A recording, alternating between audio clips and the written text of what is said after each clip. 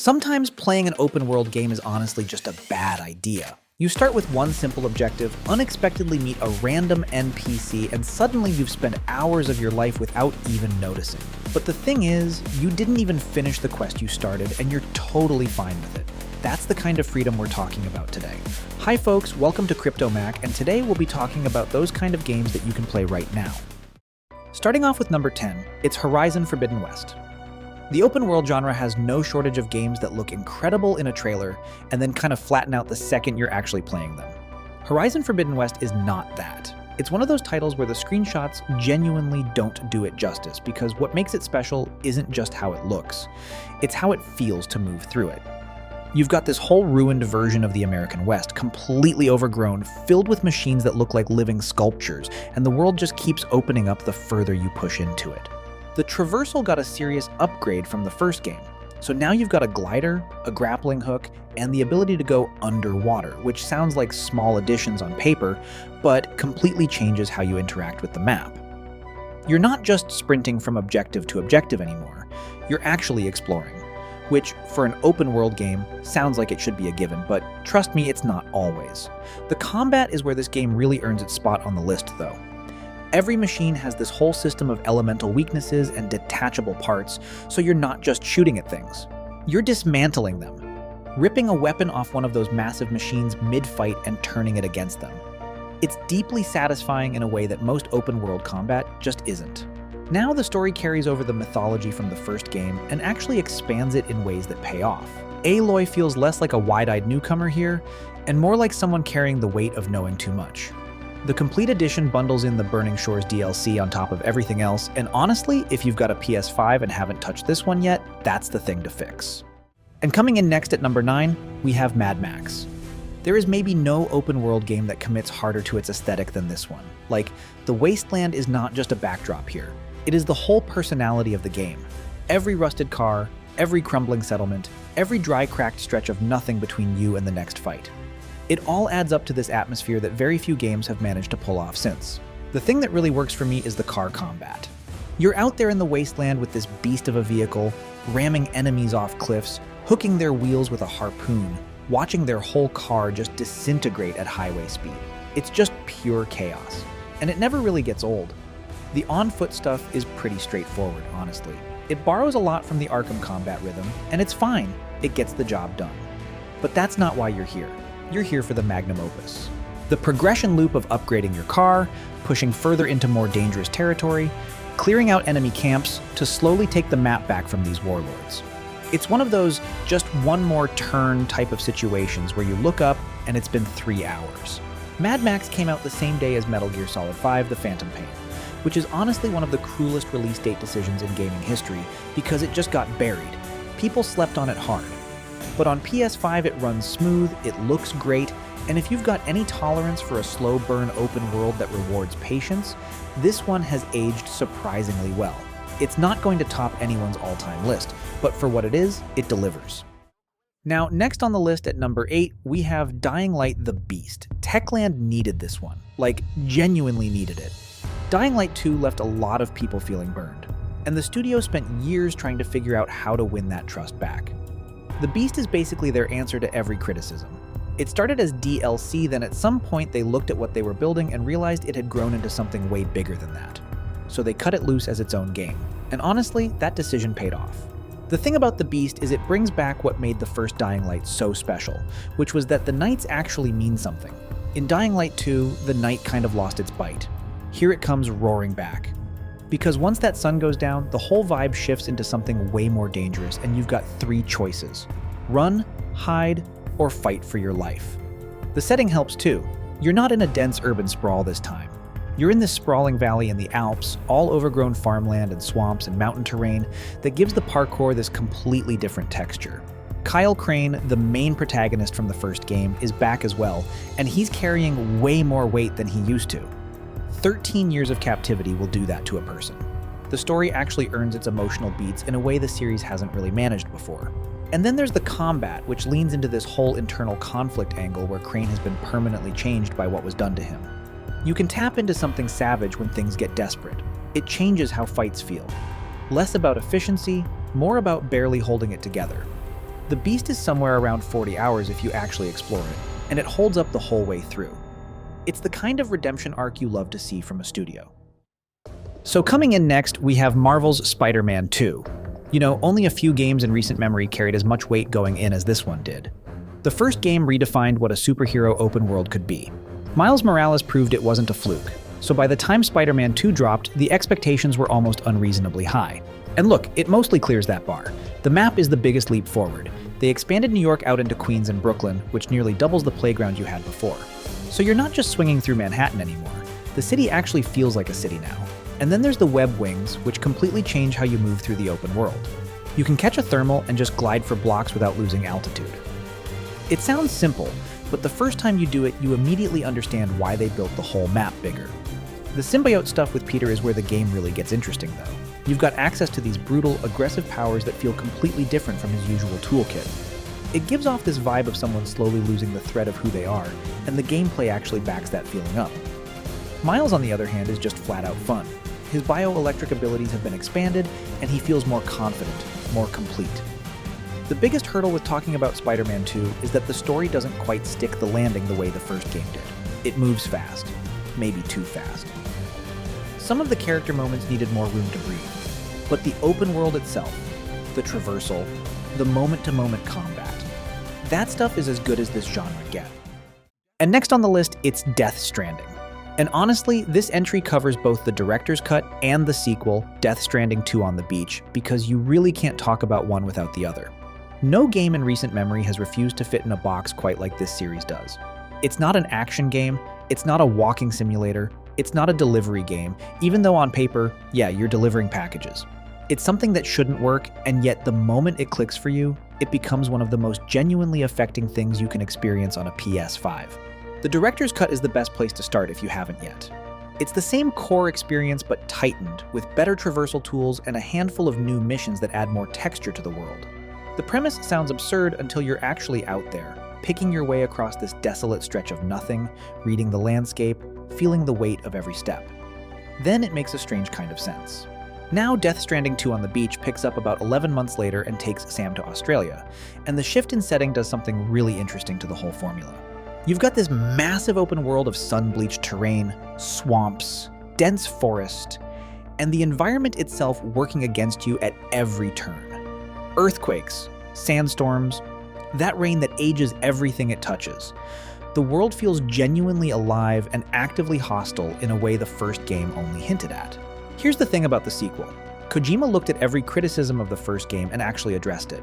The combat feels way more intentional this time. There's real weight to the encounters now, and the story wraps this cast of deeply weird, deeply human characters in a narrative that will genuinely mess with you. The asynchronous multiplayer carries over too, so you're still out there finding bridges and ladders left by other players, still leaving things behind for strangers. It's this quiet thread of connection running through everything. That's the whole point. Could be an all-timer. Coming in at number 5, we have Kingdom Come: Deliverance, and its sequel, which honestly might be one of the best RPGs released in years. The friction is the point with this series. That's the thing you have to understand going in. You cannot just pick up a sword on day one and start cutting through enemies like you know what you're doing, because you don't. Henry doesn't either, and that's exactly why it works. The first game threw you into 15th century Bohemia as a blacksmith's son with no combat training, no money, and no idea what he's doing, which sounds frustrating on paper, and honestly, the first few hours kind of are. But then something shifts. You start learning. Henry starts learning. The swordplay stops feeling like a wall and starts feeling like a language you're slowly becoming fluent in. It's a bold choice to make your player feel genuinely incompetent for the first chunk of the game, but it pays off in a way that almost nothing else in the genre does. And then the sequel came out in February 2025 and basically took everything that worked and doubled it. The world is twice the size. The progression actually gets moving much faster this time, and the RPG systems go even deeper, but the soul is the same. Your choices ripple out. NPCs remember what you did. Do something morally questionable in a village, and that village will carry it.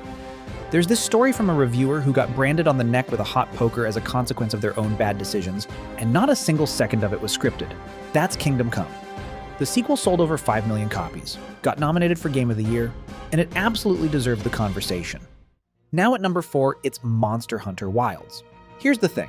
Most people looked at this game and thought they knew exactly what it was. Monster Hunter World, but bigger. More of the same, just with a fresh coat of paint. And then they actually played it and realized Capcom had done something way more significant than that. The series had always been built around this structure of separate zones, loading screens between areas, a kind of contained hunting loop.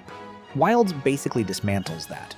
You've got these massive biomes, desert plains, volcanic basins, frozen cliffs, and they all bleed into each other. You're chasing a monster across the map and it just keeps going. No loading screen, no invisible wall. The hunt follows the creature, not the other way around. Which sounds like a small thing until you're actually doing it for the first time and realizing the whole rhythm of the game has changed underneath you. And then there's the weather. Storms roll in and completely transform the environment. Creatures that were passive start behaving differently. The whole ecosystem shifts. So you've got this living, breathing world that actively reacts to what's happening inside it, which for a Monster Hunter game is a genuinely new feeling. The ecosystem design is probably the thing that sticks with me most. You're out there exploring, and you stumble across monsters that have nothing to do with your current hunt just living their lives. Fighting each other, moving in packs. It gives off this vibe of a nature documentary that you happen to be sprinting through with a sword the size of a refrigerator. Sold over 8 million copies in 3 days, which made it the fastest-selling game in Capcom's history. And on PS5 specifically, it runs beautifully. The PC version had its issues, but the PS5 version was smooth from day one. Now coming in next, we have Crimson Desert. Pearl Abyss built their reputation on Black Desert Online, which is about as live service as a game can get. So when they announced Crimson Desert, a lot of people had their guard up. Another game that's going to drip feed content and nickel and dime you from day one. And then they came out and said, flat out, no microtransactions at launch. Premium experience, one transaction. That's it. People weren't sure whether to believe it. Then the game dropped and instantly sold over 2 million copies in a single day, so clearly the trust was there. The world here is genuinely dense in a way that rewards just wandering. You've got these sweeping grasslands bleeding into frozen mountain passes, arid deserts, deep forests that look like something out of a fever dream. And the traversal actually matches the ambition of the map. You're scaling cliffs, gliding, riding horses, and eventually getting on the back of something that absolutely should not be rideable but somehow is. The combat is the other thing people keep talking about. It's fast and physical, and a little overwhelming at first in the best way possible. You can chain together strikes, grapples, dodges into these seamless runs of controlled chaos that feel genuinely earned once you start to understand the rhythm of it. The story got some criticism, honestly. Reviewers said the narrative doesn't always land with the same weight as the rest of the game.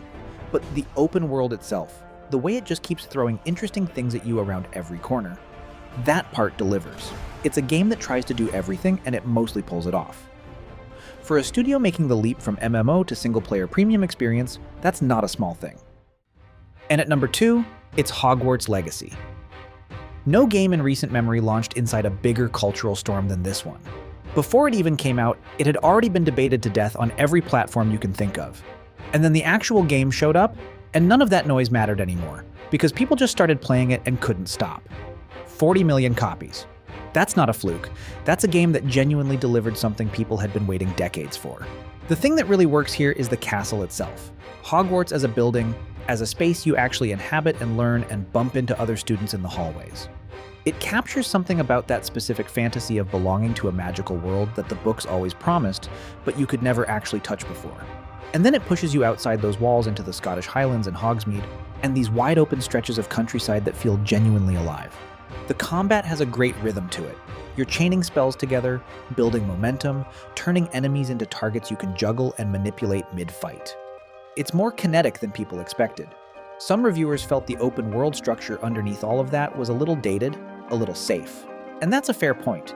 The bones of it are familiar, but the coating over those bones, the atmosphere, the detail, the sheer density of things stuffed into every corner of that castle.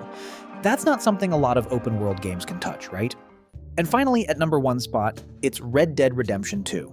I know I come back to this one a lot, across different videos, different lists, and I make no apologies for it. Because when we're talking about the best open world games on PS5, leaving this off the list isn't an option. It's not even a conversation.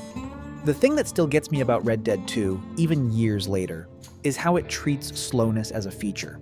Most open world games are terrified of empty space. Rockstar leaned into it completely. The gap between you and the next town is supposed to feel long. The ride is supposed to give you time to think. And somehow that emptiness ends up being the most memorable part. What really sticks with me, even now, is the way the world just reacts to you. You help a stranger on the road, you see them again 3 hours later. You rob a town, people remember. The ecosystem of human behavior in this game still hasn't been matched. Arthur himself is the other thing. Looking back, the way they handled his arc was genuinely brave for a game this size. You're watching a man reconcile with the life he chose, slowly, over 60 hours, and it pays off in a way that genuinely earns the emotion it's asking for. And while the game is still not running 60 frames per second on PS5, I can still guarantee to you that it's still visually stunning and will hit you completely differently. The rain, the sunsets, the way muddy trails look after a storm, it's still one of the best looking games ever made, for open world design, for storytelling, and for sheer craft. There's nothing else like it. That's why it's number one, and honestly, that's probably not changing anytime soon. And that's the list. 10 open world games that genuinely make the most of what the PS5 can do. From the rusted chaos of the wasteland, all the way up to the quiet, devastating plains of the American frontier. If any of these landed for you, or if you think there are more games that should be here, drop it in the comments. Anyways, thanks for watching, and see you in the next one.